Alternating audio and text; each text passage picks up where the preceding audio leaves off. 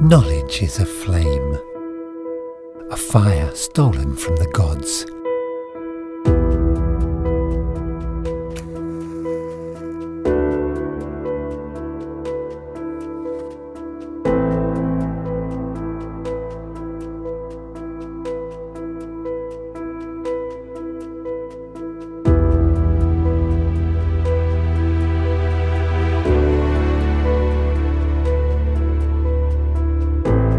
Knowledge must be cultivated, allowing its roots to penetrate the earth.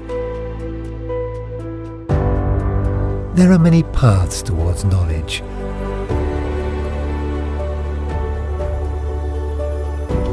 But you must know how to search. United by the desire to learn, embracing new arrivals, learning to work as a team, absorbing the wisdom of others, and seeking out new horizons. Knowledge is hard to conquer,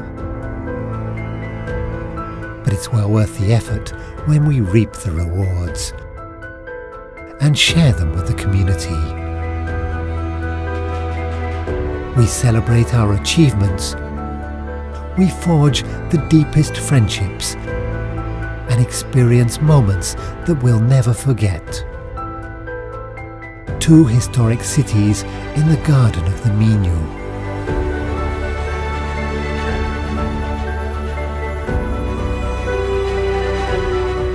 It was here in these lands that Portugal was born. Hello and welcome to this presentation titled Simulation Objects to Increase the Use of Discrete Event Simulation on Manufacturing System Design. This project was developed in a partnership between University of Minho through the Algorithmic Research Center and Bosch Car Multimedia SA. Bosch is a world-renowned automotive supplier. On today's presentation, I'll start by presenting myself, the author, followed by presenting the issue at hand. On the third chapter, we'll talk about simulation objects. This will be followed by the architecture developed, and finally by the implementation. Regarding myself, my name is Marcelo Henriques, and I was born in Sertã, a city right in the center of Portugal. I have a bachelor's degree in automotive engineering and a master's degree in industrial engineering. At the moment, I am taking my PhD. I love technology, cars, and to learn new things and tricks. I leave you with my email if you want to reach out. Feel free. Regarding the issue. So, in recent decades, organizations have been pressured to respond and adapt quickly to changes in the market regarding customer demand, requirements, and expectations. In order to respond to these market fluctuations, while at the same time keeping a competitive advantage in the market, organizations have resorted to manufacturing system design as a way to improve their manufacturing system flexibility. However, manufacturing system design is a very tough task and complex. So there are some tools that can help with this process, namely discrete event simulation. Organizations use discrete event simulation to help in this process. However, it's not used everywhere by everyone. Why is that? We think this is attributed to the scarcity of discrete event simulation practitioners and also the time it takes for the practitioners to build a simulation model production system. In order to reduce the time it takes a discrete event simulation practitioner to model a manufacturing system and to produce a simulation model which is both standardized in its modeling approach and generic in its behavior, suggests the use of an automatic generator of simulation models. Now let's talk about simulation objects.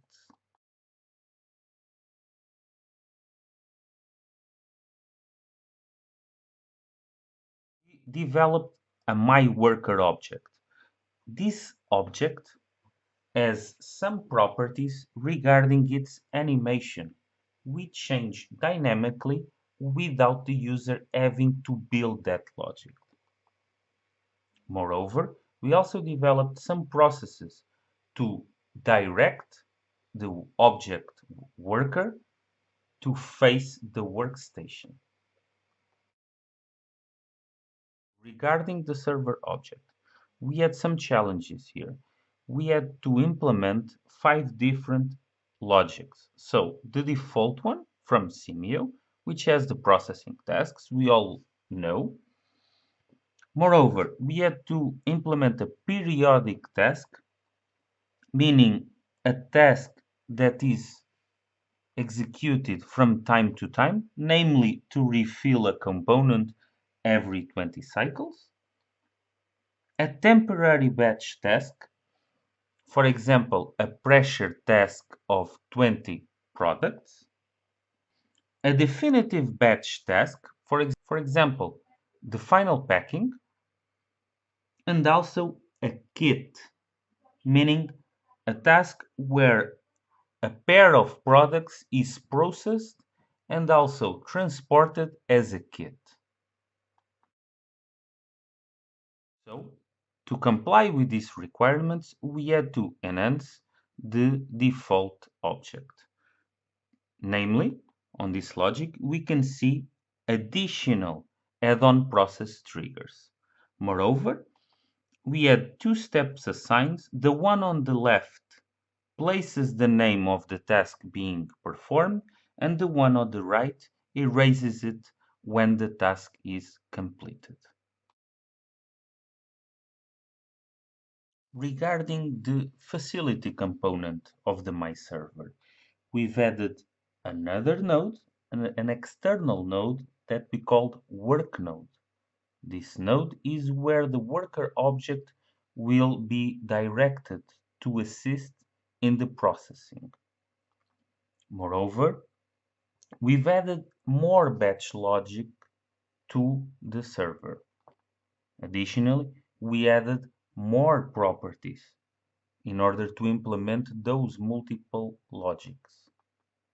Also, we've changed the processes inside the MyServer, namely the performing processing task process. You can see on the below images in blue the step batch in order to form both the temporary and definitive batch.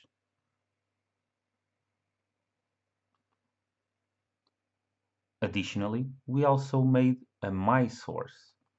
This MySource combines the default CMU source with a MyServer base, meaning our own server.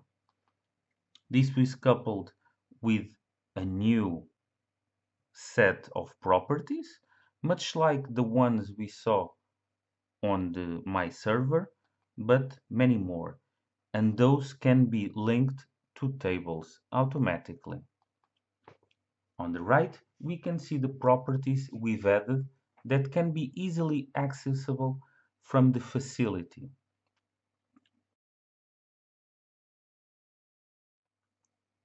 Additionally, we also added a work node for the worker object to come and perform the task on this object. Regarding the architecture of this approach, we went to the Minho standard library and copy from library to edit. This function can be easily accessible on the project menu, selecting that option.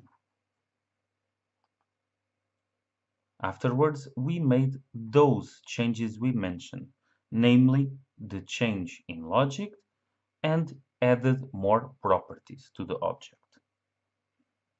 Then we subclassed multiple times this object in order to each subclass to represent a workstation. This can also be easily accessible through the project menu. Then we subclassed even more in a second layer in order to rotate the object. So the predefined is at 0 degrees, and we also added a 90, 180, and 270 degrees one. Regarding the My Source, we copied the Minho standard library 1 and subclassed the My Server base onto that My Source model. We made the changes we mentioned, namely added the My Server on facility and added those properties. Then we subclassed that My Source on every rotation. This table shows a summary of this approach. So on the top in green, we have the default Minho objects, the source and the server. In red, we have the copy phase, so we've created the My Server base and the My Source object. In dark blue, we have the first layer of subclassing, where we created on the server front a workstation, and on the My Source front, we have multiplied that by 3 for additional rotation. On the second layer of subclassing, we've multiplied that workstation by 3 in order to have those rotations. By subclassing, what we achieve is a very flexible model. If changes are made to the My Server base model, those changes will be applied to all subclassed objects on both first layer and second layer. In terms of procedure, we developed a custom user interface, which will be presented further down the line. So we have the custom user interface where the user, the smiley face, introduces the information required, and through the Minho API, the data tables are generated, the simulation objects are placed, and these two components are linked. So an automatic generation of simulation models. And on the right, we get the simulation model, where the user can interact with the tool again. Regarding implementation, we can see some aspects of the custom user interface. On the left, we can see the workstations and the tasks inside those workstations. On the center, we can see each task and its properties, namely the processing time. We can also change the layout among other options. In order to comply with the standard work, processes had to be developed. All these processes were commented and accompanied by a description. This was done to ensure a good transfer of knowledge from the university to the company.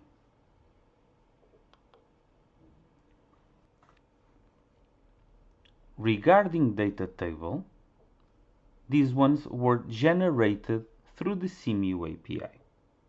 The first one lists all the workstations in the model, seen on the left column. Right next to it, we have the output nodes of those workstations, followed by the expressions that must be true in order for the entity to go to the next workstation. On the far right columns, this is the expressions to assess in order for the entity to call a transporter. As you can see, on the left, the workstations is a primary key. We also have the resources data table. This one only contains workers, but we can also include resource objects. On the left column, we have the primary key of the worker object, followed by some expressions and some variables. These ones will be used on the process we showed you earlier regarding the compliance with the standard work. Finally, we have the processing tasks data table. These ones use the foreign key of the workstations and the foreign key from the resources. This table lists all the processing tasks and all the properties inside those processing tasks. At last, we have the system filling data table. This table has the dummy entities that will fill up the production system in order to enable the standard work. This process, seen here, runs on the runInitialized process. This places the entities defined on the left column in the input node in the center column, in the quantities defined on the right column. As a conclusion, Simio allowed us to generate simulation models in an automatic manner, replicate custom behavior through the use of custom simulation objects, facilitated the updates through subclassing, while also keeping a very good 3D visualization. Moreover, this allowed us to evolve the manufacturing system design process into Industry 4.0. And finally, as discussed earlier, it allowed us to increase the use of discrete event simulation in the manufacturing system design process.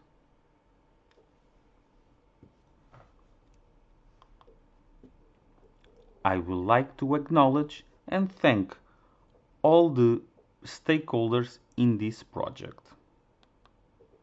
Thank you so much for your kind attention. I will answer all your questions. But now a 3D visualization of the simulation model.